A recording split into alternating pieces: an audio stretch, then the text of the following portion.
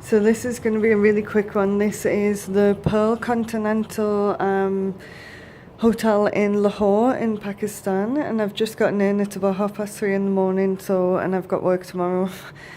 So this is the bedroom.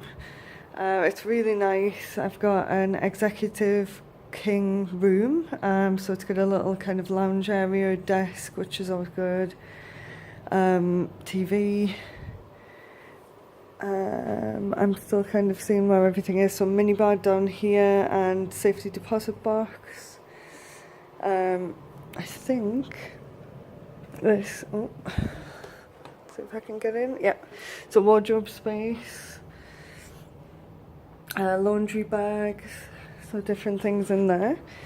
And then I'll just take you round the side. So this is where you come in, the kind of front door, place to put your bag. Another bit of storage here. Oh, it's the other side of it, sorry. I didn't even realise that was the other side, yeah. So that's kind of in the middle. That's quite cute, actually. Dressing gown, towels, sink and everything here. Toilet, bath. And then round here is the shower.